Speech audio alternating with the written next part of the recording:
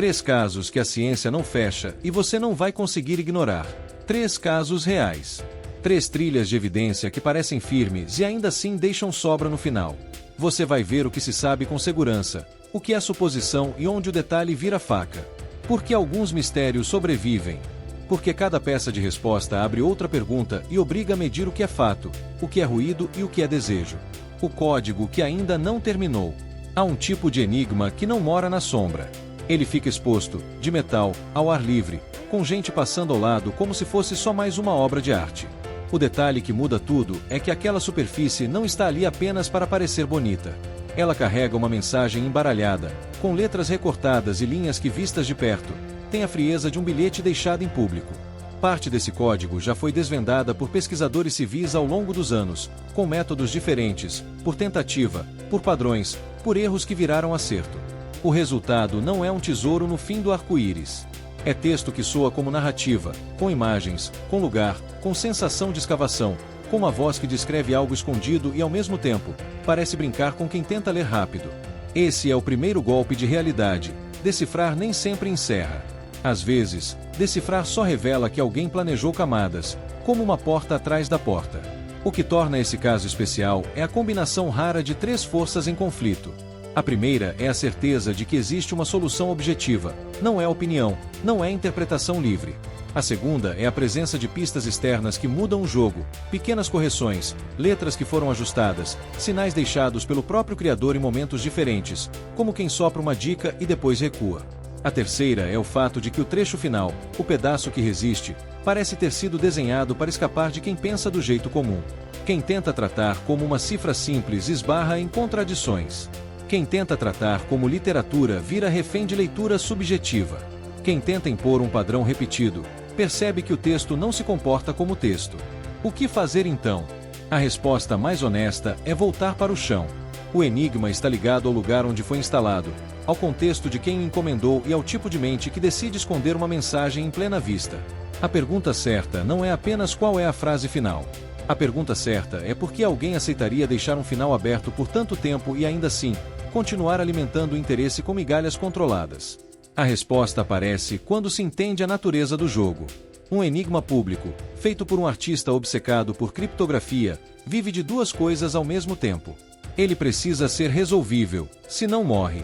Ele precisa ser difícil, senão vira passatempo de fim de semana. O equilíbrio se mantém com uma última camada que não cede fácil. O ponto mais concreto, para você que está assistindo, é observar como a comunidade reage quando surge qualquer nova pista. Muda a abordagem, muda a ferramenta, muda a leitura do que já estava resolvido. Gente volta a testar tudo, como se o passado pudesse estar errado. E pode. Em casos assim, uma letra fora do lugar ou um espaço omitido muda uma rota inteira. O mistério não é só o trecho final. O mistério é o sistema de expectativas que ele cria. Muita gente já gastou noites nisso, voltou para o começo, apostou em uma hipótese e depois viu tudo ruir por causa de um detalhe mínimo. O motivo é simples. Esse código vira um espelho de método. Ele premia a humildade, pune pressa, mostra que intuição sem verificação é só vontade. Se um dia ele for encerrado, o fim não vai ser um anúncio triunfal.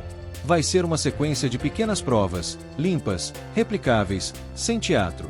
Até lá, o caso continua servindo como aula prática sobre o limite entre padrão real e padrão imaginado. 3 homens, um farol, nenhuma explicação. Um farol não é um lugar romântico quando você tira a foto da propaganda. É pedra úmida, vento que castiga a pele, cheiro de querosene e metal frio que parece sempre suado. Em uma ilha pequena e isolada da costa escocesa, 3 faroleiros foram substituídos por rotina, como sempre. Só que quando a equipe de troca chegou, a cena não combinava com o que se esperava de um posto que depende de disciplina. Não havia os homens. E o que havia no lugar deles parecia organizado demais em alguns pontos, desorganizado demais em outros. Um detalhe que costuma ser citado é a presença de sinais de pressa em coisas que, em teoria, nunca poderiam ser deixadas de qualquer jeito. Em um farol, rotina é segurança. Se alguém quebra a rotina, aconteceu algo que empurrou o corpo antes da cabeça. A pergunta que surge primeiro é simples e dura. Eles saíram por vontade própria? A resposta mais provável é não, porque o local, o clima e a função não favorecem abandono casual. A partir daí o caso vira um corredor estreito de hipóteses. A mais comum é a força do mar. Ondas gigantes, rajadas, um escorregão, uma tentativa de resgate que puxa outro homem. Isso é plausível, mas precisa encaixar com o que foi encontrado e com o que foi registrado. E aqui entra a parte que mantém o caso vivo. Há relatos de anotações no livro de serviço mencionando tempestade forte em dias em que, segundo registros meteorológicos amplos da região, a situação não parecia tão dramática quanto descrita. Se isso estiver correto, o livro fala de tempestade por alguns motivos possíveis. Pode ser linguagem exagerada, pode ser microclima local, pode ser erro de memória posterior na forma como a história foi contada. Pode ser também outra coisa, mais inquieta. Pode ser que a sensação de ameaça tenha vindo de algo que não era apenas o tempo. Um som estranho, um movimento no mar, um acidente pequeno que virou pânico. Quando você está ilhado, o cérebro amplia ruído. O corpo faz a conta do risco com menos informação do que gostaria. E aí um gesto errado, como sair para prender um equipamento, vira uma decisão que você não tomaria em uma cidade. O farol, nesses casos, vira tribunal de detalhes.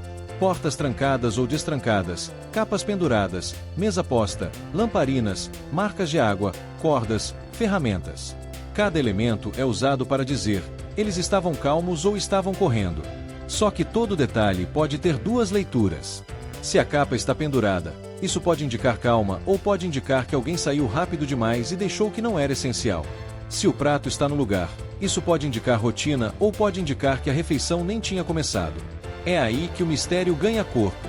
Ele é uma disputa entre o que se espera de homens treinados e o que qualquer pessoa faz quando o medo aparece sem aviso. Entre disciplina perfeita até o último segundo e um erro humano curto, quase banal, em um ambiente que não perdoa, a segunda opção costuma ser a mais coerente com o mundo real. A resposta, sem romantizar, tende para o erro humano em ambiente brutal. Só que o caso não fecha porque o mar apaga a prova. Quando o oceano leva, não devolve relatório. E a falta de corpo, de testemunha, de sequência filmada, deixa um espaço onde o imaginário entra. Esse espaço é o que mantém o farol como um dos sumiços mais citados. Não por ser sobrenatural, por ser humano demais e ao mesmo tempo, impossível de reconstituir com total certeza. O sinal que apareceu uma vez só. Em algum momento, a ciência vira uma escuta paciente. Um radiotelescópio fica apontado para o céu e registra variações que parecem nada. Ruído térmico, interferência distante, falha, satélite, transmissão humana refletida. O trabalho é separar o banal do raro sem se apaixonar pelo raro cedo demais. No fim dos anos 1970, um equipamento chamado Big Ear, ligado à Universidade Estadual de Ohio, captou um sinal de rádio muito forte e bem comportado por cerca de 1 minuto. O registro impresso recebeu uma anotação manual curta, um espanto seco, e o apelido grudou. O que foi aquilo? A resposta imediata foi dupla. Pode ter sido interferência terrestre, pode ter sido algo vindo do espaço. Só que a forma do sinal e o fato de não ter se repetido criaram um tipo de desconforto técnico. Interferências costumam deixar rastro, costumam voltar, costumam ter assinatura suja. Aquele pulso parecia limpo demais para ser lixo e breve demais para virar certeza. O mistério cresce quando você entende como esses instrumentos observam o céu. Eles não perseguem o alvo como uma câmera moderna. Eles varrem uma faixa enquanto a Terra gira. Isso significa que para um sinal aparecer com aquela forma específica, ele teria que estar em uma posição compatível com a varredura naquele instante. Foi justamente isso que deixou o caso interessante. A intensidade parecia subir e descer como se o feixe do telescópio estivesse passando por uma fonte pontual. Isso é um comportamento que pode combinar com uma emissão distante. Só que ciência não vive de combinaria. Ela vive de repetição. E a repetição não veio. Houve tentativas de reobservação, houve gente procurando na mesma região do céu, houve gente sugerindo explicações naturais.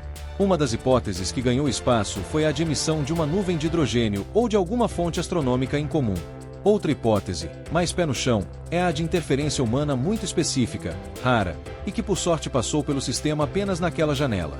O problema é que sem uma segunda ocorrência, você não consegue testar com a força necessária. Você fica com probabilidades e com histórias. O sinal, isso virou um símbolo maior do que ele mesmo. Ele é um lembrete de como o universo é grande e de como a nossa coleta de dados é pequena.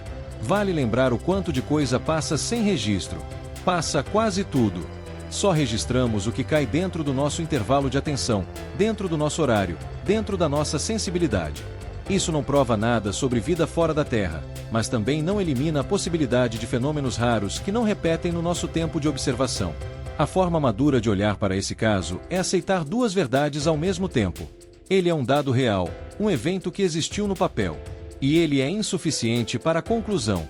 A tentação é preencher a lacuna com narrativa pronta. Só que o valor dele está justamente em resistir a isso.